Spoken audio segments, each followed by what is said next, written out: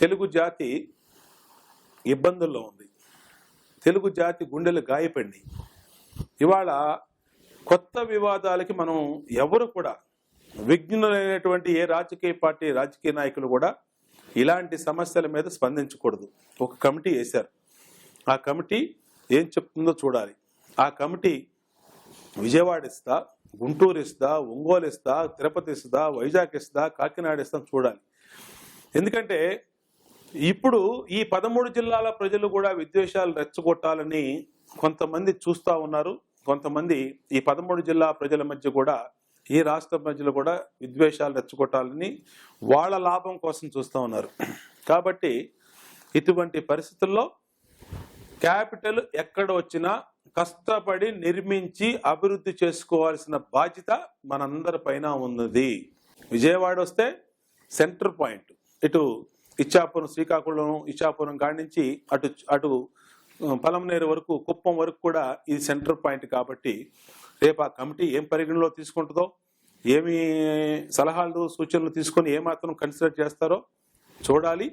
మేమేమంటున్నామంటే ఎక్కడ క్యాపిటల్ ఇచ్చినా మనందరం కలిసి నిర్మించుకోవాల్సిన క్యాపిటల్, అది అభివృద్ధి చేసుకోవాల్సిన రాష్ట్రం. కాబట్టి మన బిడ్డల భవిష్యత్తు, మన భవిష్యత్తు, మన రాష్ట్ర భవిష్యత్తు దృష్ట్యా అలాంటి విషయాల్లో పట్టుదలలకు పోకుండా తప్పనిసరిగా మనందరం కలిసి ప్రతి ఈ సీమాంధ్రాలో ఉన్న 6 కోట్ల మంది కంట్రిబ్యూషన్తో ఈ రాష్ట్ర నిర్మాణం జరగాలి. అది ఎక్కడ ఏంటనేది కమిటీ వారి అభిప్రాయం తెలిపినాక దాని మీద ప్రజాభిప్రాయ సేకరణ కూడా చేసిన తర్వాత అప్పుడు స్పందిస్తే బాగుంటుంది. కానీ ఇది స్పందించడానికి సరైన సమయం కాదు.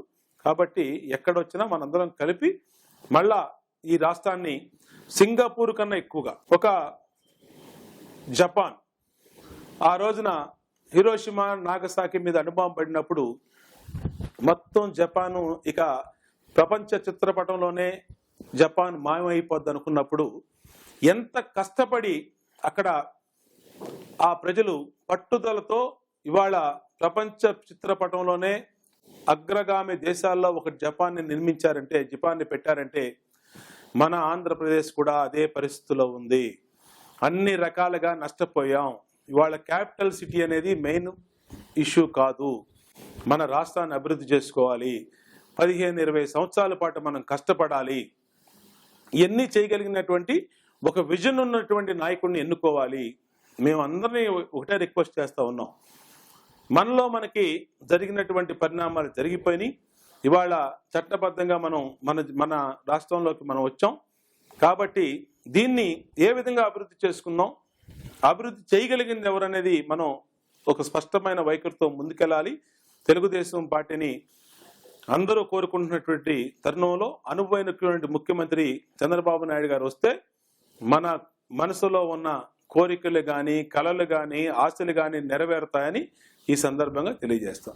సీమాంధ్ర ప్రజలకి మీరు ఏం చేస్తారో చెప్పి ఈ రాష్ట్రాన్ని విడగొట్టండి. లేదు సమైక్య రాష్ట్రంగా ఉంచుతామంటే తెలంగాణ వాళ్ళని ఒప్పించి ఈ రాష్ట్రం ఎందుకు విడిపోకూడదో చెప్పండి. అది మీ బాధ్యత.